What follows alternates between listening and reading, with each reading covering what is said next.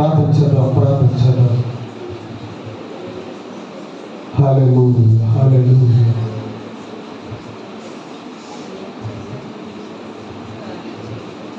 స్తోత్రం, స్తోత్రం, స్తోత్రం, స్తోత్రం. హల్లెలూయా, హల్లెలూయా. అందరూ ప్రార్థన చేయాలి. ఎవరు మౌనంగా ఉండకండి, ఖాళీ పని చేయకండి. ప్రతి ఒక్కరు కూడా ప్రార్థన చేద్దాం. హల్లెలూయా, హల్లెలూయా, హల్లెలూయా. స్తోత్రం, స్తోత్రం. పరిశుద్ధుడా స్తోత్రమైన, పరమాత్ముడా స్తోత్రమైన, కృపల దేవానికి వందనాలు. స్తోత్రం, స్తోత్రం, స్తోత్రం. హల్లెలూయా, హల్లెలూయా, హల్లెలూయా, హల్లెలూయా. స్తోత్రం, హల్లెలూయా. పరిశుద్ధ స్తోత్రమైన, పరమాత్ముడ స్తోత్రమైన.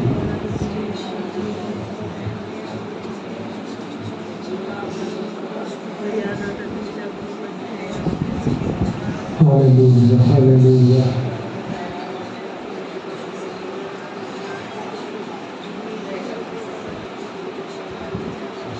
పరిశుద్ధ స్తోత్రమైన,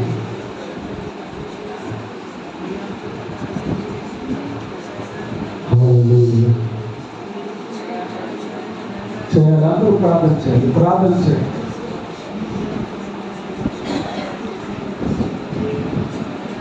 హల్లెలూయా, హల్లెలూయా. పరిశుద్ధ స్తోత్రమైన, పరమాత్ముడ స్తోత్రమైన. స్తోత్రం, స్తోత్రం, స్తోత్రం. హల్లెలూయా, హల్లెలూయా, హల్లెలూయా, హల్లెలూయా. స్తోత్రం, స్తోత్రం, స్తోత్రం. హల్లెలూయా, హల్లెలూయా. పరిశుద్ధ స్తోత్రం. పరిశుద్ధుడానికి వందనాలు.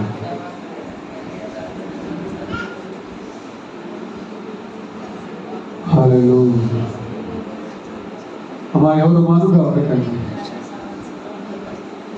ప్రార్థించండి, ప్రార్థించండి. ఎవరు 10 నిమిషాలు. ఆమె చింతల కుమారి ప్రార్థన చేయమా. స్తోత్రం, స్తోత్రం.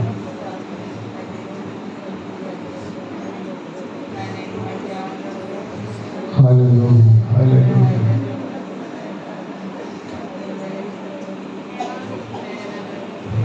హల్లెలూయా.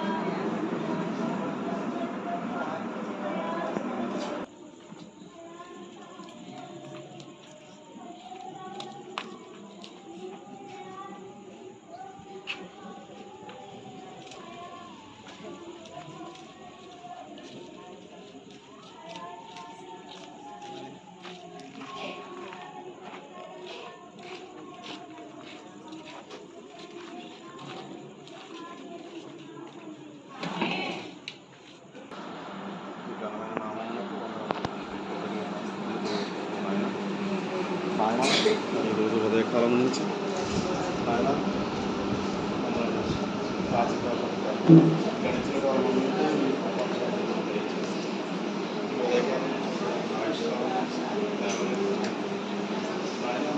ఉదయకాలం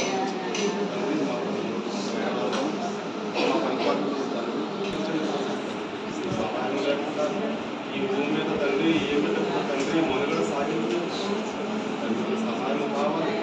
ప్రతి ఒక్కరికి ఎటువంటి పరిస్థితుల్లో ఉన్నవారికైనా తండ్రి సహాయం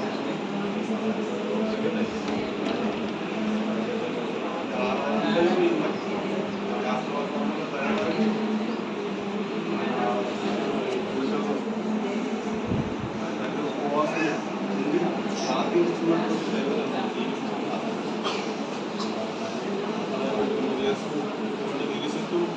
లేకుండా సన్నదించి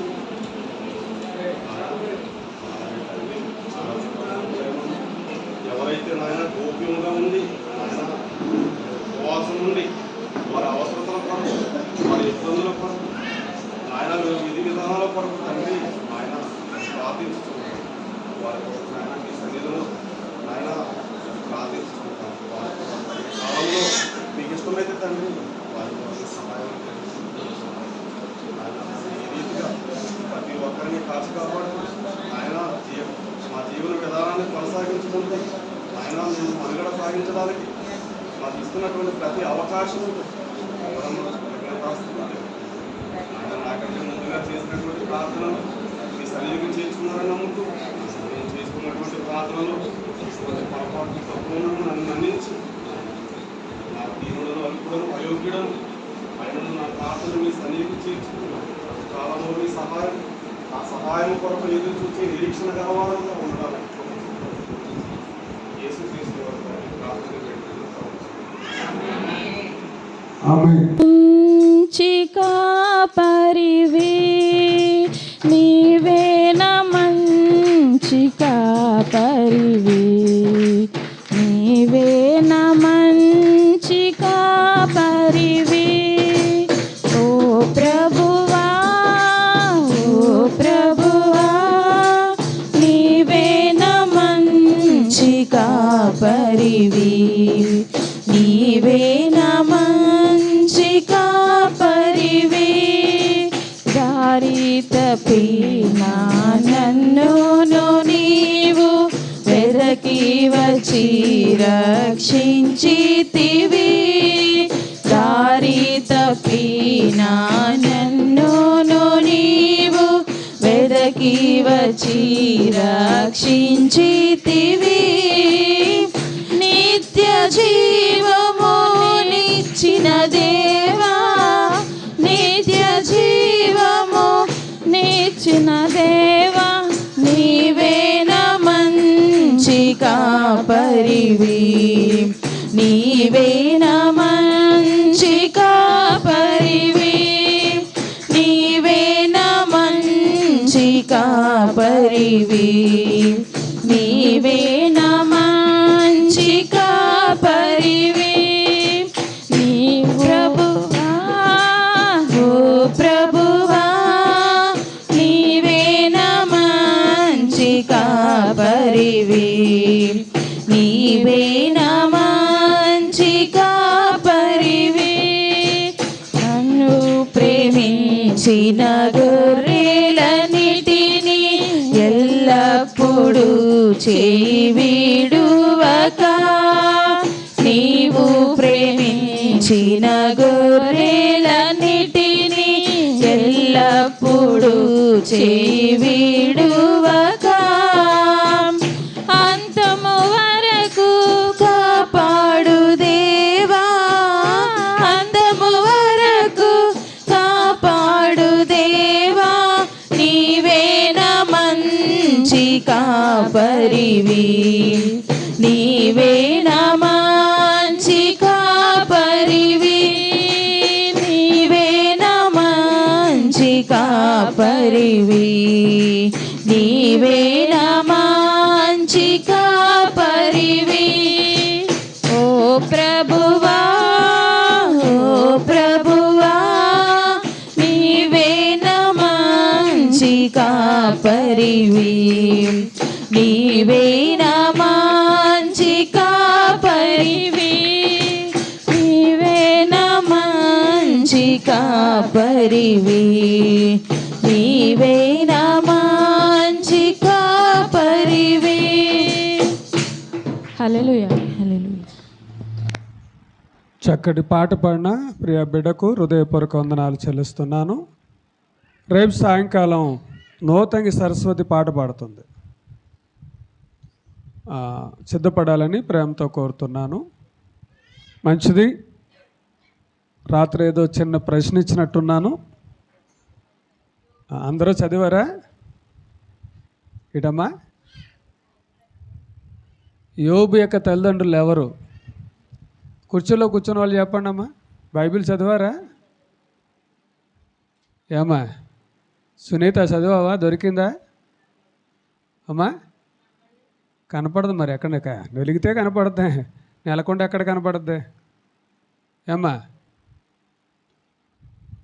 మగోళ్ళు అసలు మాట్లాడరులే, వాళ్ళు అసలు చదువుతున్నారులే తెలియదు. ఏనా దేనా జీరా జేనా కాదు కాదు. సరే, అసలు యోబు యొక్క తల్లిదండ్రులు ఉన్నారా?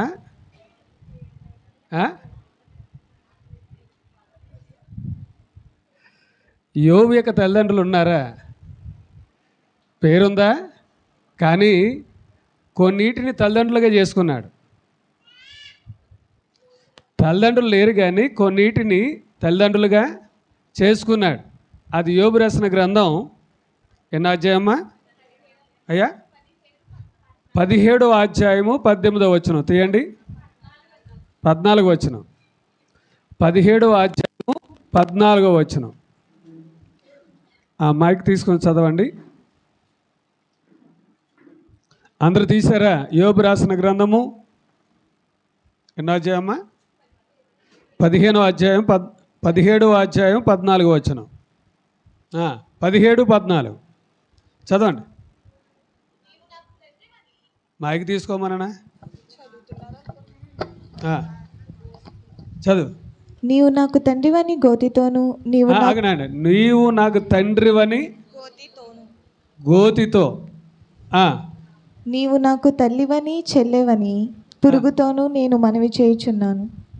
ఆ తల్లిదండ్రులు ఎవరిని చేసుకున్నాడండి? తల్లిదండ్రులు ఎవరిని చేసుకున్నాడు? గొయ్య పురుగు. ఈ గొయ్య పురుగు ఎప్పుడు చచ్చిన తర్వాత. అర్థమైందా? అంటే నా తండ్రి ఎవరంటే గొయ్య, నా తల్లి ఏమో పురుగు.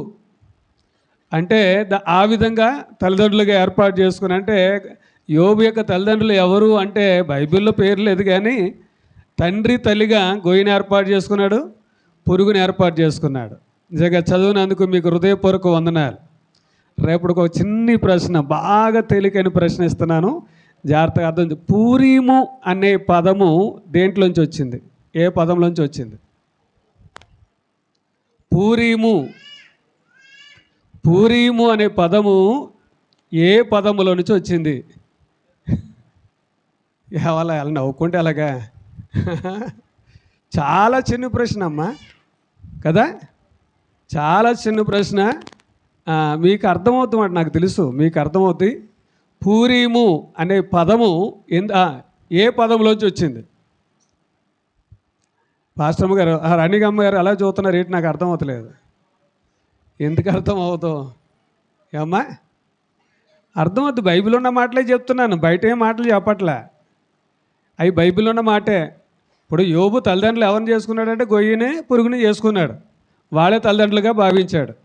అది అలా చెప్పాలి, ఎందుకంటే తల్లిదండ్రులు ఎక్కడ ఉన్నారు బైబిల్లో అని అనకూడదు. అంటే యోబు ఎవరిని చూపించాడో అది చూపించాలి, అది చూపిస్తే బాగుంటుంది కదా.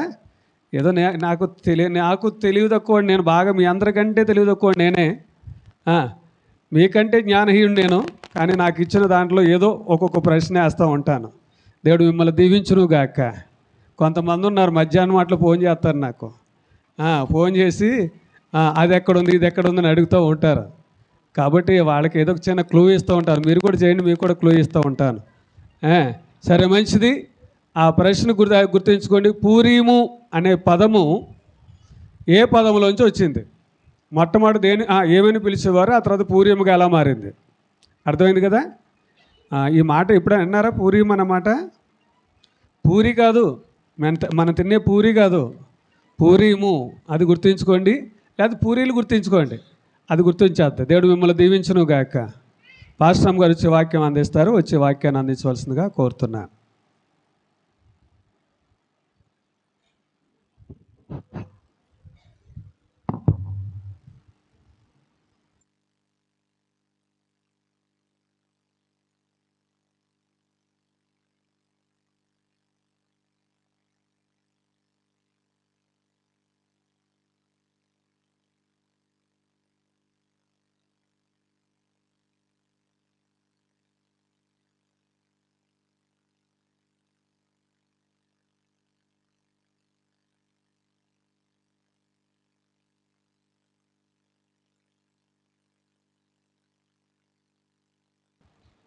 నిఘనమైన నామమునకు లెక్కలేని స్తుతులు వందనములు చెల్లిస్తున్నాను నాయన.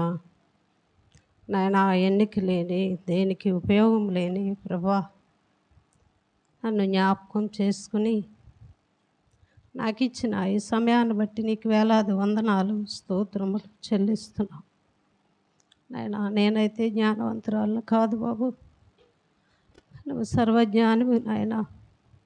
నీ జ్ఞానాన్ని ఇచ్చి ప్రభా బిడ్డలందరితోనూ నాతోనూ మాట్లాడి మీరే మహిమ పొందమని, మీ ప్రార్థన నీ పాద సన్నిధికి చేర్చుకోమని యేసు పుణ్యనామమున ప్రార్థించి వేడుకుంటున్నాం పరమ తండ్రి, ఆమేన్.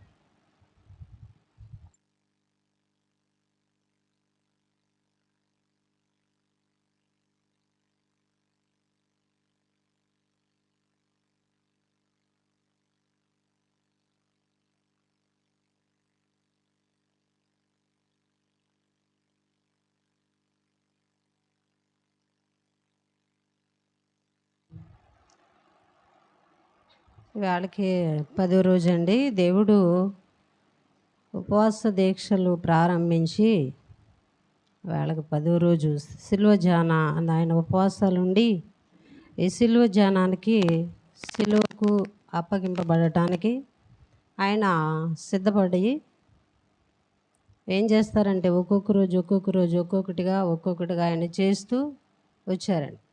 ఆయన చేసినవన్నీ బైబిల్లో రాసి ఉంచాలంటే బైబిల్ సరిపోదు, భూలోకమే సరిపోదు అంటండి.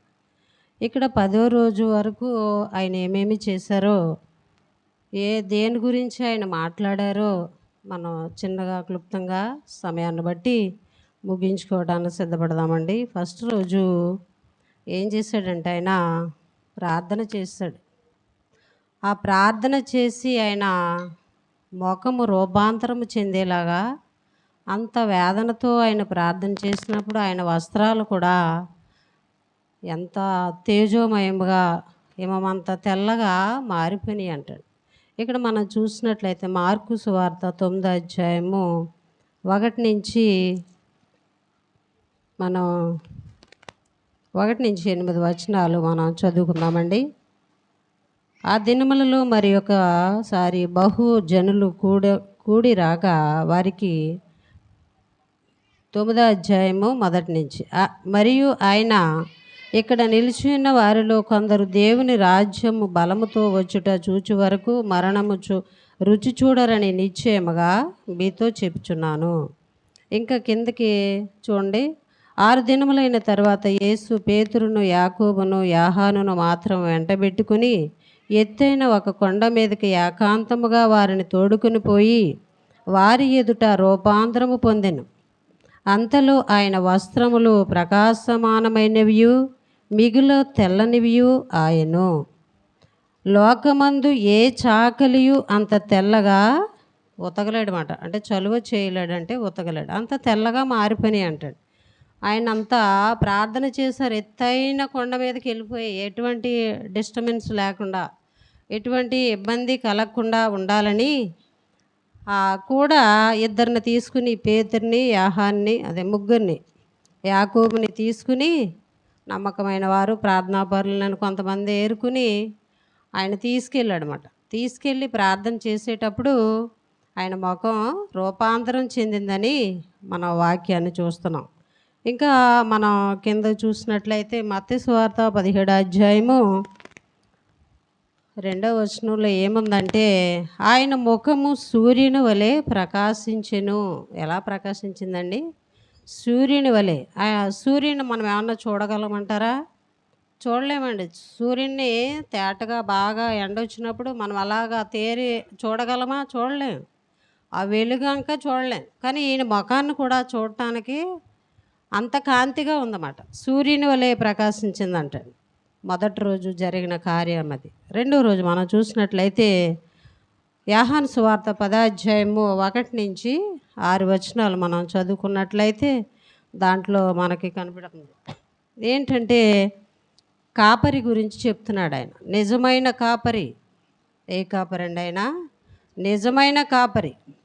అంటే అబద్ధమైన కాపరులు కూడా ఈ లోకంలో ఉన్నారని ఆయన చెప్తున్నారన్నమాట. నిజమైన కాపరి, నేను నిజమైన కాపరిని. ఎక్కడుంది?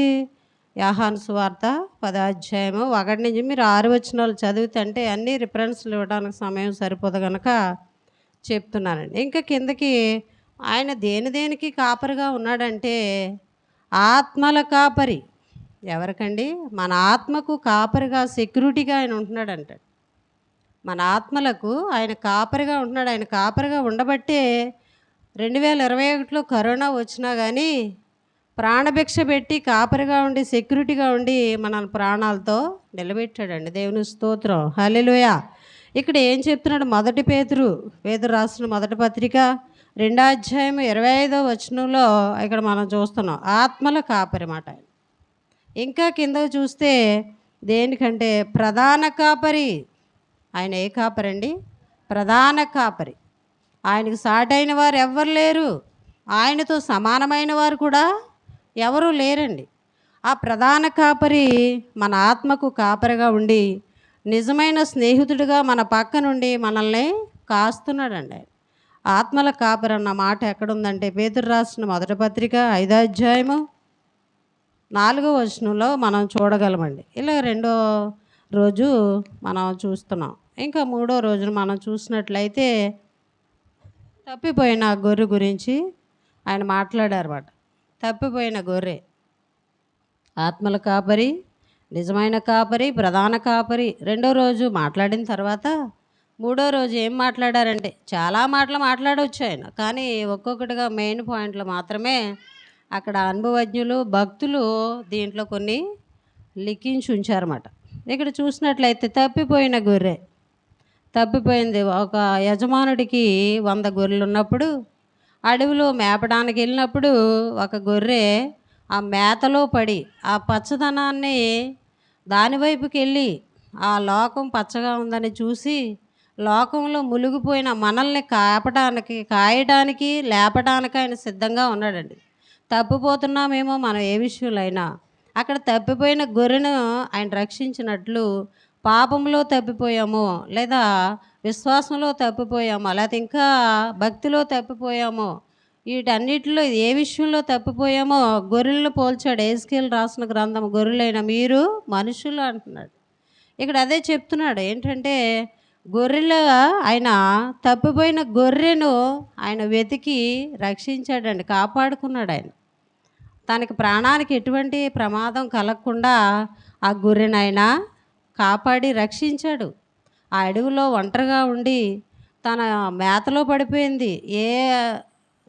ఎలుగుబంటి బారినో సింహం బారినో పడిపోయి ప్రాణం పోగొట్టుకుంటుందని జాలిపడి ఆయన ఏం చేశాడంటే ఆ గొర్రెను వెతికి దాన్ని తీసుకుని భుజాల మీద వేసుకుని తీసుకొచ్చాడు. తప్పిపోయిన మనల్ని కూడా ఆయన సొంత రక్తాన్ని ఇచ్చి మనల్ని రక్షించి ఆయన సొంత బిడ్డలుగా దత్తపుత్రులుగా మనల్ని ఏం చేస్తున్నాడండి. ఆయన దత్తత చేసుకున్నట్టు ఆయన సొంత బిడ్డల కంటే ఎక్కువగా మనల్ని ఆయన ప్రేమించి ప్రాణభిక్ష పెట్టాడండి. ఇక్కడ చూసినట్లయితే లూకాసు వార్త 15 అధ్యాయం 1 నుంచి 7 వచనాలు మనం చూద్దామండి. ఆ తప్పిపోయిన గొర్రె దొరికినప్పుడు తీయడానికి లేట్ అవుతుందండి. ఇక తప్పిపోయిన గొర్రె దొరికినప్పుడు ఆయన చాలా సంతోషిస్తాడు. ఎలా అంటే కాపరి ఆనందం అంతా ఇంత కాదు. గొర్రె తప్పిపోతే మంద కాచే కాపరికి చాలా వేదన. ఇక్కడ ఈ లోకంలో సంఘంలో ఉన్న గొర్రెలైన మనం ఎవరమైనా సంఘం నుంచి తప్పిపోయినప్పుడు వారి గురించి భారం కలిగి ప్రార్థించే బాధ్యత సేవకులకు ఉందండి. చేస్తారు, అలాగా చాలా వేదన చెందుతారు. అదే తప్పిపోయిన గొర్రెలు మరలా తిరిగి మందలో చేర్చబడినప్పుడు ఆ కాపరి ఆనందం అంతా ఇంత కాదన్నమాట. ఇక్కడ అదే చెప్తున్నాడు. 15 అధ్యాయం 5వ వచనం, లూకాసు వార్త 15 అధ్యాయం 5వ వచనంలో ఆయన ఈ విధంగా చెప్తున్నారండి. ఇంకా 4వ రోజు చూసినట్లయితే అమ్మ చదవడానికి చూడటానికి సమయంలో మీరు చూసుకోండి, నేను రిఫరెన్స్లు ఇస్తున్నాను. ఇక 4వ రోజు చూసినట్లయితే తప్పిపోయిన కుమారుడు తప్పిపోయాడు. యజమానుడికి 2 కుమారులు ఉన్నారు. అందులో చిన్న కుమారుడు ఏం చేశాడంటే దుర్వ్యాపారం చేస్తాను, నేను చాలా డబ్బులు సంపాదిస్తాను, నా ఆస్తి నాకు ఇచ్చేయని తండ్రి దగ్గర నుంచి ఆ హక్కును తీసుకుని వెళ్ళిపోయాడు అన్నమాట. ఆ డబ్బును తీసుకుని తన వాటాకు వచ్చేదాన్ని కూడగట్టుకుని మూటగట్టుకుని స్నేహితులతో వెళ్ళిపోయాడండి. ఆ వెళ్ళిన టైంలో స్నేహితులు కూడా చుట్టూ ఉండి ఆ డబ్బును అంతటినే వేస్తారు శుభ్రంగా. అయిపోయిన తర్వాత అతను ఏం చేశాడు, సిగ్గుపడి పశ్చాత్తాపడి, అయ్యో తండ్రి సహవాసాన్ని పోగొట్టుకున్నాను, తండ్రి దగ్గర ఉండవలసిన నేను ఇలా బికారుణ్ణి అయిపోయాను నేను అని బాధపడ్డాడనమాట. బాధపడి ఎక్కడ సిగ్గుపడ్డాడు ఆయన, ఎక్కడ ఏడ్చాడు, ఎలకలు అతని దగ్గరికి వెళ్ళి నాకు ఉద్యోగం ఇమ్మని అడిగాడు. అంత ఆస్తిపరుడై ఉండి అంతా పోగొట్టుకున్న తర్వాత ఒక పందులు కాసే యజమానుడి దగ్గరికి వెళ్ళి నాకు ఉద్యోగం ఇమ్మన్నప్పుడు ఆయన నువ్వు ముందెళ్ళి ఆ పందులకు మేత పెట్టిరా, తర్వాత నీకు భోజనం పెడతాను అని అన్నప్పుడు ఆ పందులకి వేసే ఆ మేతలో ఉండే ఆ నూకలు, ఆ తవుళ్ళలో ఉండే ఆ నూకలు ఏం చేశాడంటే అవి తింటుంటే ఇదే కొత్త పందని అవి కూడా ఇతన్ని గెంటి వేసినమాట. అప్పుడు బాధపడ్డాడు. ఇక్కడ మన తండ్రి మనకి ఎంతో స్వాధ్యాన్ని ఇవ్వడానికి ఇష్టపడుతున్నాడు. ఆయన స్వతంత్రాన్ని ఇచ్చాడు మనకి. ఎలాగా, నువ్వు ధైర్యంగా తండ్రి అని పిలిచే హక్కుని నీకు నాకు ఇచ్చాడు ఆయన. మనం అది పోగొట్టుకుని దూరం అవుతే గనక దానివల్ల చాలా నష్టం కలిగేది మనకే. తండ్రి సహవాసాన్ని నుంచి మనం దూరం అయిపోతే, లేదా ఆ శరీరాన్ని ఆ రక్తానికి మనం దూరం అవుతే గనక దానివల్ల ఫలితం కాదు కదా, పనిష్మెంట్ అనుభవిస్తాం. ఆ పనిష్మెంట్ మనకు రాకుండా ఉండాలంటే తండ్రి సహవాసానికి మనం దూరం కాకుండా ఉండాలి. తండ్రి దగ్గర నుంచి దూరం అయిపోతే స్వేచ్ఛగా బ్రతకొచ్చు అనుకోవచ్చు, కానీ తండ్రి దగ్గర నుంచి దూరం అయితే గౌరవం ఉండదు.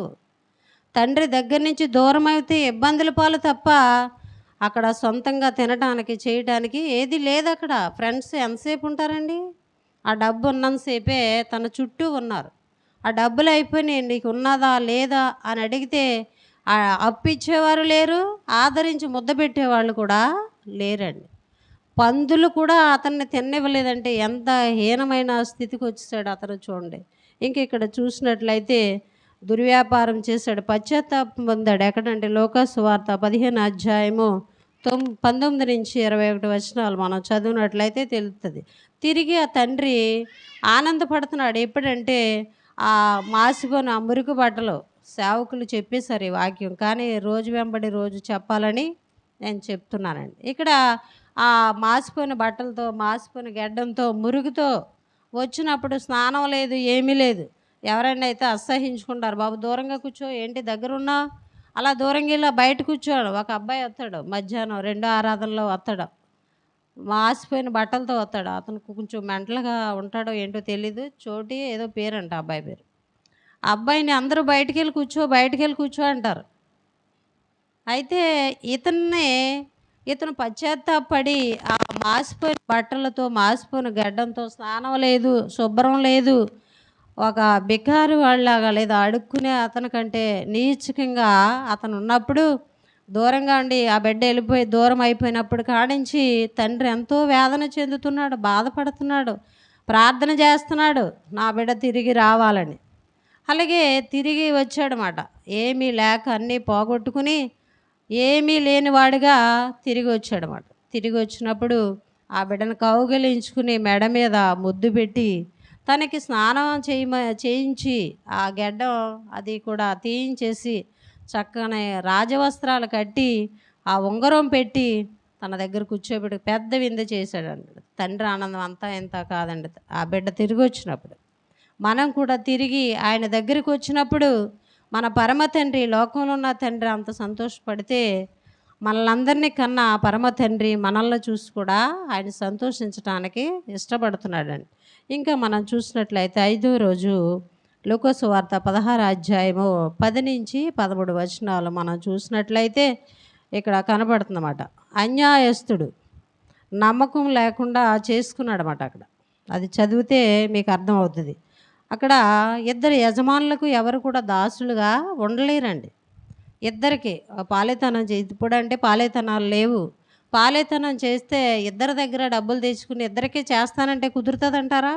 ఈ రైతు ఫస్ట్ అతను కూడా నీరు పెట్టమంటాడు, ఆయన నీరు పెట్టమంటాడు, ఇతను పాలు తీయమంటాడు, అతను అదే ఒకేసారి ఇద్దరికి చేయాలంటే న్యాయం చేయలేడు. 2 ఫలితాలు ఆశించి మనం చేస్తే దానివల్ల నష్టం తప్ప లాభం లేదు. ఈయనకి తెలియకుండా ఆయన దగ్గర, ఆయనకి తెలియకుండా ఈయన దగ్గర తీసి ఇద్దరికే చేస్తామని అనుకుంటారు, కానీ చేయడానికి వీలు దొరకదు. ఇక్కడ అదే చేస్తున్నాడు. అక్కడ ఏం చేస్తున్నాడు అంటే నమ్మకాన్ని పోగొట్టుకున్నాడు. ఇక్కడ ఇద్దరికి దాసులుగా ఉండకూడదు. ఇక్కడ దేవునికి దాసులుగా ఉండి, అక్కడ సాతానికి దాసులుగా ఉండి, లోకంలో ఉన్నప్పుడు ఆ పని చేస్తాను, మందిరంలోకి వచ్చాక ఈ పని చేస్తానంటే కుదరదు. అక్కడ కోపం వచ్చి ఆయన కోపానికి మనకు గురి అవుతామండి. ఏం చేయాలంటే నీ భక్తిని, నీ విశ్వాసాన్ని నువ్వు కాపాడుకునేవారిలాగా మనం ఉండాలండి. ఈ లోకంలో నేనైనా మీరైనా ఈ లోకంలో ఉన్నంతసేపు మనల్ని బట్టి దేవుడు అవమానపరచబడకుండా, మనల్ని బట్టి ఆయన మహిమ పొందే విధంగా మనం సాక్షిగా ఈ లోకంలో ఉండాలండి. నమ్మకమైన దాసుడిగా ఉండాలి. ఇక్కడ చూసినట్లయితే చూడండి, ఇద్దరు యజమానులకు దాసులుగా ఉండలేడు కనుక అక్కడ అదంతా చదివితే మీకు అర్థం అవుతుందండి. అక్కడ ఒకరికి మాత్రమే, దీని అర్థం ఏంటంటే ఒకరికి మాత్రమే మనం ఉండాలి, ఒకరిని మాత్రమే మనం ఆశ్రయించాలి. ఇప్పుడు ఏదన్నా అవసరం వచ్చింది, నేను ఇద్దరిని అడుగుతాను, అమ్మ డబ్బులు ఏమైనా ఉంటే ఎవరా అని పాపను అడిగి మళ్ళీ ఇంకొక అమ్మాయి దగ్గరికి వెళ్ళి డబ్బులు ఏమైనా ఉంటే ఈ అమ్మ అంటే ఈవిడ ఎదురుకుండా ఆవిడని అడిగాను, ఆ అమ్మాయి ఇస్తుందిలే అని ఈవిడ అనుకుంటుంది, ఈ అమ్మాయి ఇస్తుందని ఆవిడ అనుకుంటుంది. ఎటు ఫలితం పొందుకోలేమన్నమాట. నష్టపోయేది మనమే. అందుకే దేవుని మీద మన భారం పెట్టుకుని మనకున్న అవసరతలు ఆయనకు అప్పగించినట్లయితే ఆయన ఏం చేస్తాడండి, మనల్ని ఏం చేస్తాడు, అపనమ్మకం పాలు చేయకుండా, మన నమ్మకాన్ని వమ్ము చేయకుండా కాపాడటానికి ఆయన సిద్ధంగా ఉన్నాడండి. ఇంకా మనం చూసినట్లయితే 6వ రోజు చూసినట్లయితే ధనవంతుడు లాజరు గురించి లూకాసు వార్త 16 అధ్యాయము 19వ వచనం మనం చూద్దామండి. ధనవంతుడు ఉదారంగు బట్టలు కట్టుకుని ఖరీదైన బట్టలు కట్టుకుంటూ విలువైన భోజనాలు చేస్తూ విలువైన ఇంట్లో జమీందారు కనుక తను చాలా సుఖభోగాలు అనుభవించారని మన దైవదాసులు మనకు చెప్పారండి. లాజరు చాలా కష్టాలు పడ్డాడు ఈ లోకంలో. కానీ ఈ లోకంలో కష్టం పడ్డాడు కానీ, దరిద్రత అనుభవించాడు కానీ, ధనవంతుడైన దేవుణ్ణి కలిగి ఉన్నాడు ఆయన. ఇక్కడ ధనాన్ని సంపాదించుకుని ఏం పోగొట్టుకున్నాడు ఆయన? ధనవంతుడైన ఆ దేవునితో సంబంధం పోగొట్టుకుని నరకాగ్ని పాలైపోయాడండి. ఈ లోకంలో ధనం మీద మన ఆశ పెట్టుకోకుండా ఆయన వైపు మనం చూస్తూ, మనం ఆయన మీద, ఆ రాజ్యం మీద మనం ఆశ పెట్టుకుని ఉన్నట్లయితే ఆ రాజ్యానికి వారసులు అవడానికి వీలు దొరుకుతుందండి. ఇంకా మనం చూసినట్లయితే 7వ రోజు సమయం అయిపోతుందని అన్నీ చెప్పట్లేదు నేను. 7వ రోజు లూకాసు వార్త 17 అధ్యాయము 4వ వచనం మనం చూద్దామండి. లూకాసు వార్త 17 అధ్యాయము 4వ వచనం చదువుదామండి. ఆ. ఆ. ఆ. ఆ. క్షమించాలంటండి 7 మార్లు. 7 సార్లు ఏదన్నా నీ మీదకి ఏదన్నా ఉపద్రవం వచ్చినా, వేరే వాళ్ళకి నీకేమన్నా తగు వచ్చినా, లేకపోతే ఇంకేదన్నా అయినా నీలో ఏముండాలండి? క్షమించే మనసు ఉండాలని దీని యొక్క అర్థం అండి. కిందకి చూస్తే ఆయన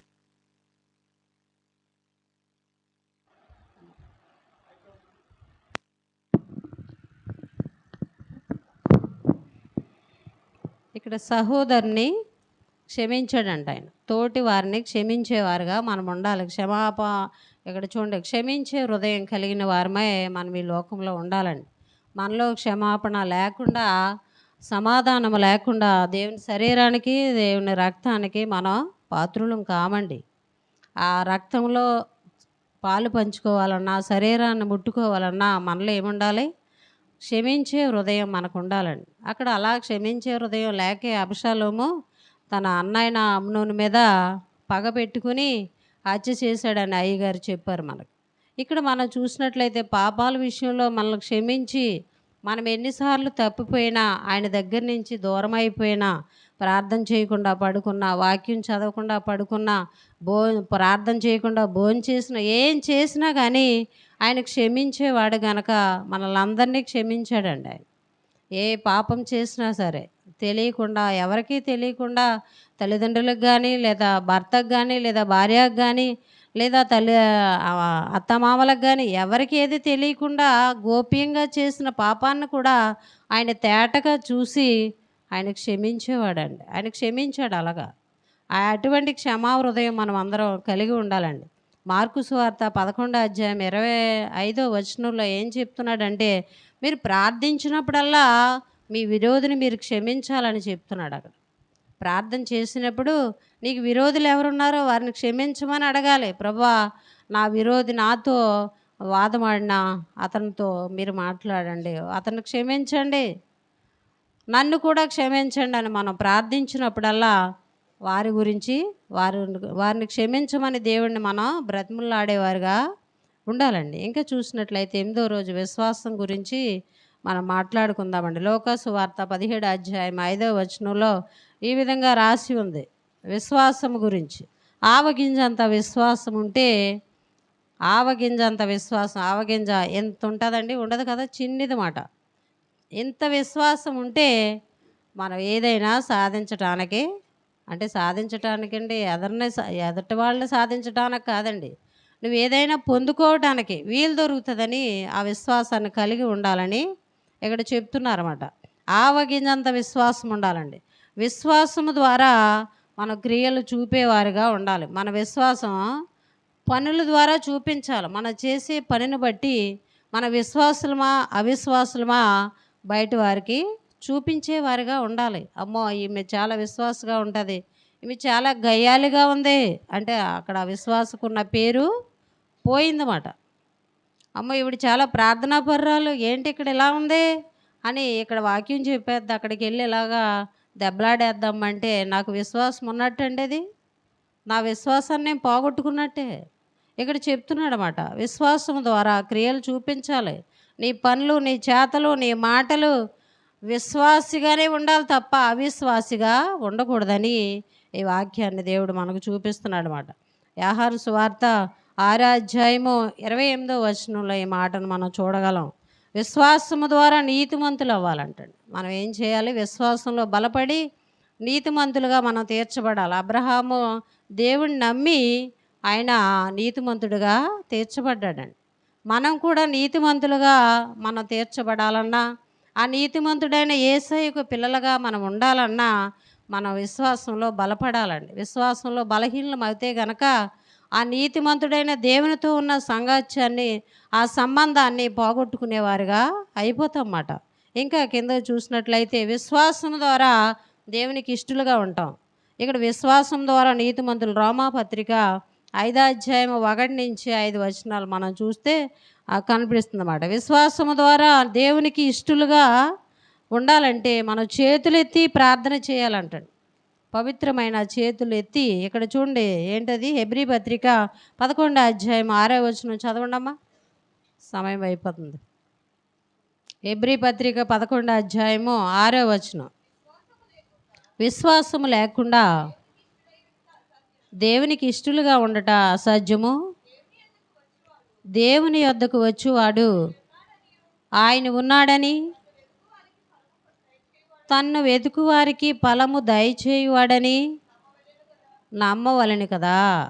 ఇంకా చేతులెత్తి ప్రార్థన చేయమని ఇంకా కిందకి మనం చదివితే ఇంకా అదంతా సమయం లేదు, కానీ మన చేతులెత్తి ప్రార్థన చేయండి అమ్మా, మీ చేతులు ఆయన వైపు చాపండి, ఎత్తి ప్రార్థన చేయండి అని ఇక్కడ అయ్యగారు పదే పదే చెప్తున్నారు. ఆయన మాట కదా, అది వాక్యంలో ఉన్న మాట మనందరికీ ఆయన బయలుపరుస్తున్నాడు అన్నమాట. మన చేతులు ఎత్తి ప్రార్థించినప్పుడు ఆయన ప్రార్థన ఆలకించడానికి, అంటే చేతులు ఎత్తి అంటే అప్పుడు పిల్లలు ఏదన్నా తింటుంటే అమ్మ నాకు ఎట్టవా అంటాం, చేయి చాపుతాం కదా. అలాగే నాయనా నాకు ఇవ్వా అని మన దేహి అని ఆయన అడగాలంటే మన చేతులు చాపి అడిగినట్లయితే ఆయన ఫలాన్ని ఇవ్వటానికి ఇష్టపడుతున్నాడు అండి. దేవుని స్తోత్రం, హల్లెలూయా. 9వ రోజు మనం మాట్లాడుకుందామండి. ఏంటంటే ఆల్రెడీ నిన్న మార్నింగ్ నిన్న పొద్దుట మాట్లాడేసాం 10 మంది కుష్ఠరోగుల గురించి. 10 మంది కుష్ఠరోగులు కుటుంబానికి, సంఘానికి, గ్రామానికి దూరం అయిపోయి, తన కుటుంబ బిడ్డలకి దూరం అయిపోయి వాళ్ళు ఏమైపోయారంటే ఊరి చివర అనాథులుగా ఆ సంబంధాలు పోగొట్టుకుని మంచి కార్యాలు ఏదన్నా అకేషన్లు అంటే ఫంక్షన్లు జరిగినా ఏం జరిగినా వాళ్ళని పిలవరమాట, దూరం అయిపోయారు వాళ్ళు. ఎందుకంటే కుష్టుతో బాధపడుతున్నారు కనుక వాళ్ళు సమాజంలో కలిసి ఉండటానికి వీల్లేదంటండి. వాళ్ళు ఏం చేయాలి? ఊరు చివర ఒక పాకో లేదా షెడ్డో ఏదో వేసుకుని అక్కడ ఉంటూ ఆ దారంట ఎవరైనా వెళితే అపవిత్రులమని నోటి మీద చేయి పెట్టుకుని వాళ్ళు చెప్పాలంటండి. అలా చెప్పినప్పుడు ఏమవుతుందంటే అమ్మో ఇక్కడ కుష్టి వ్యాధి గలవారు ఉన్నారు అని ఆ దారిని వెళ్లకుండా వేరే మార్గాన్ని వెళ్ళిపోతారంట. ఇక్కడ 10 మంది కుష్ఠరోగుల్ని దేవుడు బాగు చేశాడండి. ఆయనకి ఎదురొచ్చేసారు వాళ్ళు. అయ్యా మమ్మల్ని బాగు చెయ్యి అని అన్నప్పుడు దేవుణ్ణి బ్రతిమలాడారు వాళ్ళు. అడిగినప్పుడు వెంటనే ఆయన ఏం చేశాడంటే యెరూషలేముకి వెళ్ళే దారిలో సమరయ గలిలయ మార్గాల మధ్యగా వెళుతూ ఈ కుష్ఠరోగులు ఉన్న ప్లేస్కి ఆయన వచ్చాడనమాట. వచ్చి వాళ్ళని బాగు చేయాలనే ఉద్దేశం కలిగి ఏ మూలన ఎవరున్నా ఆయనకు తేటగా కనపడుతుంది అన్నమాట. దాక్కున్నా, ఊరి చివరున్నా, ఇంటి లోపలున్నా, ఎక్కడున్నా సరే, సముద్రం లోపలున్నా కానీ యోనా సముద్రం అడుగు భాగాన్ని చేప కడుపులో నుంచి ప్రార్థన చేసిన దేవుడు విన్నాడండి. ఇక్కడ ఊరి చివరుండి అనాథులుగా ఉన్న వాళ్ళు అర్థించినప్పుడు కూడా దేవుడు వాళ్ళ ప్రార్థన, వాళ్ళ వేదన విని వాళ్ళ దగ్గరికి వచ్చి వాళ్ళని బాగు చేశాడండి. ఎలాగా? మీరు వెళ్ళిపోయి యాజకులకి కనపరుచుకోండి అని చెప్పినప్పుడు వారి దారిలోనే బాగుపడ్డారండి. పసిపిల్ల దేహాన్ని పొందుకున్నారు వాళ్ళు. అలాగే ఇంకా ఎవరు బాగుపడ్డారంటే నయమాను బాగుపడ్డాడు. కుష్టి వ్యాధితో దైవజనుడి మాటకు లోబడి ఆయన మాటను విని నదిలో మునిగినప్పుడు బాగుపడ్డాడండి. 7 సార్లు మునిగినప్పుడు. ఇంకా ఎవరు బాగుపడ్డారంటే మిరియాము మోషే మీద సణుక్కున్నప్పుడు ఆ సణుగుడికి ఏమైందంటే కుష్టి వ్యాధి వచ్చింది. అప్పుడు మరలా ప్రార్థన చేసినప్పుడు ఆమె బాగుపడిందండి. ఇంకా మనం చూసినట్లయితే ఇంకా చూడండి 10వ రోజు 9వ రోజు గురించి చెప్పుకున్నాం. 10వ రోజు అయిపోయింది వాళ్ళ. దీంతో విసుకక ప్రార్థన చేయాలంటండి మనం. ఏ విషయంలో? ఎన్నిసార్లు అడిగినా 7 వారాల ప్రార్థన పెట్టాం, లేకపోతే అది చేసాం, ఇది చేసాం, మాకు ఈ కార్యం జరగలేదని మనం విసుక్కోకూడదంటండి. ఏ విషయంలో కూడా మనం విసుగు చెందేవారుగా ఉండకూడదు. లూకాసు వార్త 18వ అధ్యాయము 1 మనం చూస్తే, మొదటి వచనాన్ని మనం చూస్తే తెలుస్తుందన్నమాట. ఇంకా పరిచర్య ఇక్కడ చూడండి, పరిచర్య చేసేవారు అధైర్యపడకూడదంటాడు. పరిచర్య, ఏ పరిచర్య?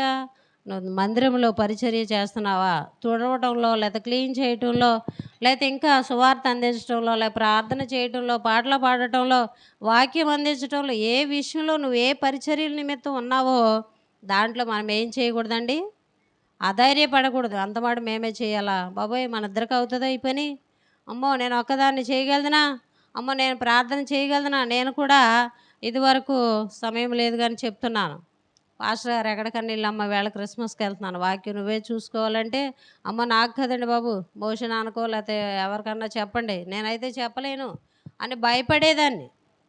దేవుడు ఉండుండగా నాకు ధైర్యాన్ని ఇచ్చి బ్రతికించిందే నా సేవ చేయటానికి. నువ్వు దాగి అనక్కుంటే ఎలాగ అన్నట్టు నిజంగా చనిపోతే ఇది 6వ సంవత్సరం వచ్చేసినమాట నాకు. ఎన్నో గొప్ప గొప్ప యాక్సిడెంట్లు జరిగి ఆయన ప్రాణభిక్ష పెట్టి నన్ను బ్రతికించాడండి. ఎందుకంటే ఆయన కొరకు నిలబెట్టాలని, ఆయన గురించి చాటి చెప్పాలని. నాకు ఈ ఆయుష్ ఆయన ఇచ్చిందే, మనుషులు ఇచ్చింది, డాక్టర్లు ఇచ్చింది కాదు, ఇది దేవుడు ఇచ్చిందే. ఇక్కడ చూసినట్లయితే ఏ విషయంలో కూడా మనం అధైర్యపడకుండా దేవుణ్ణి బట్టి మనం ధైర్యంగా ఉండాలండి. అది కొరింథీయులకు రాసిన 2వ పత్రిక 4వ అధ్యాయం 1లో మనం చూడగలమండి ఆ మాటను. పవిత్రమైన చేతులెత్తి ప్రార్థించుట అని చెప్పాను కదా. తిమోతి రాసిన మొదటి పత్రిక 2వ అధ్యాయం 8వ వచనం చివరిగా చదవండమ్మా, ముగించేసుకుంది. పురుషుల కోపమును సంశయమును లేనివారే పవిత్రమైన చేతులెత్తి మళ్ళీ ఫస్ట్ నుంచి చదవమ్మా మాట. కావున ప్రతి స్థలమందును పురుషుల కోపమును సంశయమును లేనివారై పవిత్రమైన చేతులెత్తి ప్రార్థించేవారుగా మనం ఉండాలంటండి. పురుషులకే కాదు, స్త్రీలు కూడా పవిత్రంగానే మందిరానికి వచ్చేటప్పుడు మనం అశుభ్రంగా ఏమి రాము, శుభ్రంగానే వస్తాం. ఒకవేళ ఇంకేమన్నా శుభ్రత పాటించడం లేకపోతే ఇక్కడ చెప్తున్నాడు పవిత్రంగా ఉండాలంట. నీ చేతులు కూడా పవిత్రంగా ఉండాలంటే నీ హృదయం, నీ శరీరం, నీ మనసు కూడా పవిత్రంగా ఉండాలనే దాని యొక్క ఉద్దేశం. ఇక్కడ పురుషులు కోపాన్ని సంశయాన్ని విడిచిపెట్టి ఏంటండి ఏం చేయాలి, పవిత్రమైన చేతులెత్తి ప్రార్థించేవారుగా ఉండాలి. అంటే పురుషులకి చెప్పారు కదా, స్త్రీలకు కాదేమో అనుకోవచ్చు. పురుషుణ్ణి అక్కడ మెన్షన్ చేశారు. రొట్టెలు అక్కడ ఆహారం లేనప్పుడు 5,000 మంది పురుషులకి అక్కడ చూడండి దేవుడు పంచిపెట్టినప్పుడు పురుషులు మాత్రమే లెక్కించాడు అక్కడ. అంటే స్త్రీలు లేరనా, స్త్రీలు కూడా ఉన్నారు, అయినా కానీ అక్కడ స్త్రీలను లెక్కించలేదు. అంటే స్త్రీ పురుషులు కలిపి ఏం చేయాలండి, పవిత్రంగానే ఉండాలి. ఉదయాన్నే లేచి స్నానం చేసి పరిశుద్ధ గ్రంథాన్ని మనం పట్టుకుని చదవాలి. ఆ స్నానం చేయకుండా చదవచ్చు కదండి, పాత నిబంధన కాలం చెప్తున్నారు ఏంటి అనుకోవచ్చు. మీరు పవిత్రమైన చేతులు ఎత్తి అన్నప్పుడు ఇక్కడ ఏంటంటే కొత్త నిబంధన, ఇది పాత నిబంధన కాదు. అందుకని మనం పవిత్రంగానే దేవుణ్ణి ఆచరించేవారుగా ఆరాధించేవారుగా ఉన్నట్లయితే దేవుడు మనలందరినీ ఆయన నిత్య రాజ్యానికి వారసులను చేయడానికి ఇష్టపడుతున్నాడు. మనమందరం ఆ రీతిగా ఉండులాగా పరిశుద్ధాత్మ దేవుడు మనందరికీ తోడుగా ఉండునుగాక. ఆమేన్. ప్రార్థన చేసుకుందాం. మహాపరిశుద్ధుడా పరమ తండ్రి, నీకన్న వందనాలు. ఇంతవరకు నాయన నీ దాసులు నిలబడి చక్కటి వర్తమానం ఇచ్చినందుకు నీకన్న వందనాలు. నీ దాసురాలను దీవించి ఆశీర్వదించి నీ కృపల వాడికి మరింత ఆరోగ్యం దయచేయండి. నిన్న వర్తమానాన్ని హృదయంలో భద్రపరుచుకునే భాగ్యం దయచేయండి. దేవా, ఇదిగో ప్రభా, అనారోగ్యం ఉన్న వారిని ముట్టండి, బాగు చేయండి. గర్భిణీ స్త్రీలకు సుఖమైన ప్రసవం దయచేయండి. బిడ్డలు లేక బాధపడుతున్న వారి సంతానం దయచేయండి. అయా చంటి బిడ్డలకు నీ కాపుదలు ఉంచండి. పని పాటల్లో తోడుగా ఉండండి, వ్యాపారాల్లో తోడుగా ఉండండి, వ్యవసాయాల్లో తోడుగా ఉండండి. వారికి ఇచ్చిన ఉద్యోగాల్లో డ్యూటీలుగా తోడుని నడిపించని కృపలో వాడుకోండి. దేవా ఎగ్జామ్స్ రాస్తున్నారు, ఇంటర్మీడియట్ బిడ్డలు నాయన, ఫస్ట్ సెకండ్ ఇయర్ బిడ్డలు రాస్తున్నారు. వారు చదువుతున్న చదువులో తోడుగా ఉండండి, జ్ఞాపకత ఇచ్చి చక్కగా రాసి మంచి మార్కులతో పాస్ అయ్యే భాగ్యత దయచేయండి. వివాహాలు లేని వారికి వాళ్ళు జరిపే, ఉద్యోగాలు లేని వారికి ఉద్యోగాలు దయచేయండి. ఇతర దేశాలు మా బిడ్డలను ఎంతకాలం ఉండి అంతకాలం రావడానికి రుచి చూపించండి. ఇతర ప్రాంతాల్లో ఉన్న వారిని కూడా దీవించండి. ఇక్కడ ఉన్న వారందరూ ఇంటికి నా వాక్యం ఇంటికి వెళ్తుండగా నీ దేవులతో నింపడి సమాధానం ఇంటికి వెళ్ళే భాగ్యత దయచేయమని, ప్రతి ఒక్కరిని దీవించమని, రేపు మళ్ళీ ఉదయకాలం కొరకు మమ్మల్ని సిద్ధపరచమని యేసు నామమున ప్రార్థించి వేడుకుంటున్నాం తండ్రి. ఆమేన్. పరమ తండ్రి అయిన దేవుని ప్రేమ, కుమారుడైన యేసుక్రీస్తు వారి కృప, పరిశుద్ధాత్మని సహవాసం మనందరికీ తోడు నడిపించును గాక. ఆమేన్. మీ అందరికి వందనాలండి.